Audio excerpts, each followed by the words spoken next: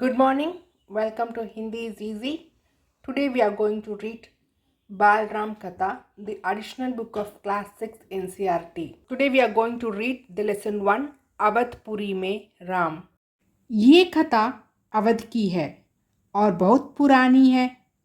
अवध में सरयू नदी के किनारे एक अति सुंदर नगर था, अयोध्या। सही अथो में दर्शनीय, देखने लायक, भव्यता जैसे उसका दूसरा नाम हो। अयोध्या में केवल राजमहल भव्य नहीं था, उसकी एक एक इमारत आलीशान थी। आम लोगों के घर भव्य थे, सड़कें चौड़ी थी, सुंदर बाग बगीचे, पानी से लबालब भरे सरोवर, खेतों में लहराती हरियाली, हवा में हिलती फसलें सरयू की लहरों के साथ खेलती थीं। अयोध्या हर तरफ से संपन्न नगरी थी।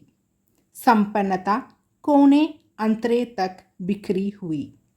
सभी सुखी, सब समृद्ध। दुख और विपन्नता को अयोध्या का पता नहीं मालूम था, या उन्हें नगर की सीमा में प्रवेश की अनुमति नहीं थी। पूरा नगर विलक्षण था, अद्भुत और मनोरम। उसे ऐसा होना ही था। वह कौशल राज्य की राजधानी था। राजा दशरथ वहीं रहते थे। उनके राज्य में दुख का भला क्या काम। राजा दशरथ कुशल योद्धा और न्यायप्रिय शासक थे। महाराज अच के पुत्र, महाराज रघु के वंशज, रघुकुल के उत्तराधिकारी। रघुकुल की रीति नीति का प्रभाव हर जगह दिखाई देता था। सुख समृद्धि से लेकर बात व्यवहार तक लोग मर्यादाओं का पालन करते थे, सदाचारी थे। पवित्रता और शांति हर जगह थी, नगर में भी, लोगों के मन में भी। राजा दशरथ यशस्वी थे, उन्हें किसी चीज की कमी नहीं थी। राजसुखता कमी होने का प्रश्न ही नहीं था, लेकिन उन्हें एक दुख था, छोटा सा दुख, मन के एक कोने में छिपा हुआ। वह रह रहकर उभर आता था, उन्हें सालता रहता था। उनके कोई संतान नहीं थी। आयु लगातार बढ़ती जा रही थी।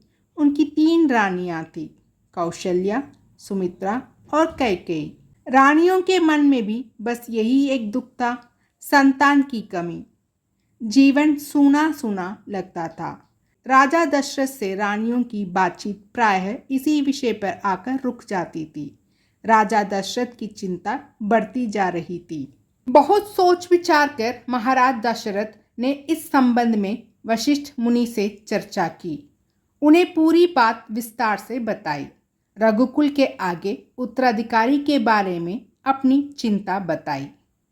मुनि वशिष्ठ राजा दशरथ की चिंता समझते थे। उन्होंने दशरथ को यज्ञ करने की सलाह दी। पुत्रेष्टि यज्ञ। महर्षि ने कहा, आप पुत्रेष्टि यज्ञ करें महाराज, आपकी इच्छा अवश्य पूरी होगी। यह महान तपस्वी ऋषिशृंग की देखरेख में हुआ। पूरा नगर उसकी तैयारी में लगा हुआ था। यज्ञशाला सरयू नदी के किनारे बनाई गई। यज्ञ में अनेक राजाओं को निमंत्रित किया गया। तमाम ऋषि मुनि पधारे। शंख ध्वनि और मंत्रोच्चार के बीच एक एक कर सबने आहुति डाली। अंतिम आहुति राजा दशरथ की थी। यज्ञ पूरा हुआ। अग्नि के देवता ने महाराज दशरथ को आशीर्वाद दिया। कुछ समय बाद दशरथ की इच्छा पूरी हुई। तीनों रानियां पुत्रवती हुई। महारानी कौशल्या ने राम को जन्म दिया। चैत्र मास की नवमी के दिन रानी सुमित्रा के 2 पुत्र हुए, लक्ष्मण और शत्रुघ्न। रानी कैकेयी के पुत्र का नाम भरत रखा गया। राजमहल में खुशी छा गई।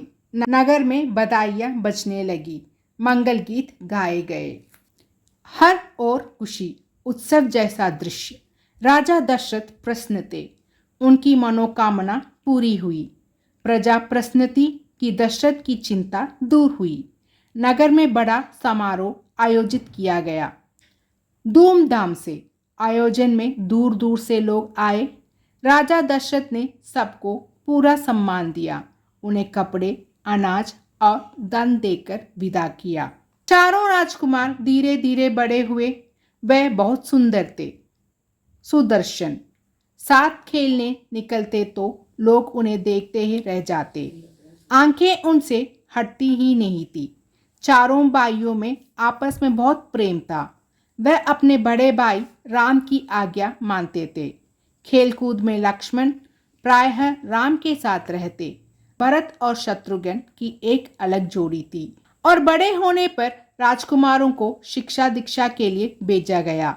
उन्होंने कुशल और अपनी विद्या में 10 गुरुजनों से ज्ञान अर्जित किया, शास्त्रों का अध्ययन किया, शस्त्र विद्या सीखी। चारों राजकुमार कुशार्क बुद्धि थे। जल्द ही सब विद्याओं में पारंगत हो गए। राम इसमें सर्वोपरि थे। उनमें कई अन्य गुण भी थे। विवेक, शालीनता और न्यायप्रियता। राजा दशरथ को राम सबसे अधिक प्रिय थे, ज्येष्ठ पुत्र होने के कारण और इन मानवीय गुणों के कारण भी। राजकुमार कुछ और बड़े हुए, विवाह योग्य। नगर में इसकी चर्चा होने लगी। महाराज दशरथ भी ऐसा ही चाहते थे, अपनी संतानों के लिए सुयोग्य वधुएं। परिजनों में चर्चा पहले से ही हो रही थी। बाद में पुरोहितों को भी इसमें शामिल कर लिया गया। अयोध्या का राजमहल एक दिन ऐसे ही चर्चा चल रही थी। गहन मंत्रणा। तभी एक द्वारपाल घबराया हुआ अंदर आया। उसने सूचना दी कि महर्षि विश्वामित्र पधारे हैं। महाराज दशरथ तत्काल अपना आसन छोड़कर खड़े हो गए। द्वार की ओर बढ़े। महर्षि की अगवानी करने उन्हें लेकर दरबार में आए। विश्वामित्र को ऊंचा आसन दिया गया। विश्वामित्र कभी स्वयं राजा थे, बहुत बड़े और बलशाली। बाद में अपना राजपाट छोड़ दिया, संन्यास ग्रहण कर लिया, जंगल चले गए। वहीं उन्होंने अपना आश्रम बनाया। उसे उन्होंने सिद्धाश्रम नाम दिया। महर्षि के स्वागत सत्कार के बाद दशरथ ने कहा, महर्षि आज्ञा दें, मैं आपकी क्या सेवा कर सकता हूँ? आप अपने मन की बात कहिए, आपकी आज्ञा का पूरी तरह पालन होगा। राजन, मैं जो मांगने जा रहा हूँ उसे देना आपके लिए कठिन होगा। आप आज्ञा दीजिए महर्षि, मैं उसे पूरा करने के लिए तत्पर हूँ। बिल्कुल नहीं हिचकूंगा। मैं सिद्धि के लिए एक यज्ञ कर रहा हूँ। अनुष्ठान लगभग पूरा हो गया है, लेकिन 2 राक्षस उसमें बाधा डाल रहे हैं। मैं जानता हूं कि उन राक्षसों को केवल एक ही व्यक्ति मार सकता है, वह राम है। आप अपने ज्येष्ठ पुत्र को मुझे दे दें ताकि यज्ञ पूरा हो, विश्वामित्र ने कहा। दशरथ पर जैसे बिजली गिर पड़ी। वह अचकचा गया। उन्हें उम्मीद ही नहीं थी कि मुनिवर उनसे राम को मांग लेंगे। उनके ज्येष्ठ पुत्र, उनके सबसे प्रिय। दशरथ चिंता में पड़ गए। विश्वामित्र दशरथ की दुविधा समझ रहे थे। उन्होंने कहा, मैं राम को केवल कुछ दिनों के लिए मांग रहा हूँ। यज्ञ 10 दिन में संपन्न हो जाएगा। महाराज दशरथ दुखी हो गए। पुत्र वियोग की आशंका से कांप उठे। दरबार में सन्नाटा छा गया। दशरथ की दशा देखकर मंत्री चिंतित थे, पर चुप थे। महर्षि वशिष्ठ शांत थे। इतने में दशरथ कांप कर बेहोश हो गए। होश आया तो डर ने उन्हें फिर जकड़ लिया। मूर्छित होकर दोबारा गिर पड़े। क्या शून्य पड़े रहे। महर्षि विश्वामित्र का क्रोध बढ़ता जा रहा था। दरबार सशंकित था, किसी अनिष्ट की आशंका से। वह कुछ समय नहीं पा रहे थे। महर्षि और महाराज के बीच संवाद में कुछ बोलना उचित भी नहीं था। मुनि वशिष्ठ चुपचाप आकर महाराज दशरथ के पास खड़े हो गए। थोड़ी देर बाद दशरथ उठे। स्वयं को संभालते हुए उन्होंने महर्षि से विनती की, महामुनि, मेरा राम तो अभी 16 वर्ष का भी नहीं हुआ है। वह राक्षसों से कैसे लड़ेगा? राक्षस मायावी हैं। वह उनका चल कपट कैसे समझेगा? उन्हें कैसे मारेगा? इससे अच्छा तो यही होगा कि आप मेरी सेना ले जाएं। मैं स्वयं आपके साथ चलूं, राक्षसों से युद्ध करूं। महर्षि विश्वामित्र ने कोई प्रतिक्रिया व्यक्त नहीं की। क्रोधित थे पर उसे व्यक्त नहीं कर रहे थे। उन्हें अपने यज्ञ के नियम याद थे। क्रोध करने से यज्ञ खंडित हो जाता, अनुष्ठान अधूरा रह जाता। मैं राम के बिना नहीं रह सकता महामुनि, एक पल भी नहीं। आप राम को छोड़कर जो चाहे मांग लें, उसे मत ले जाइए। मैं राम को नहीं दूंगा, बिल्कुल नहीं। वह मेरी बुढ़ापे की संतान है। मैं उसे बहुत प्रेम करता हूँ। महर्षि का क्रोध बक बक उठा। दरबार, मंत्रीगण और ऋषि मुनि सकते में आ गए।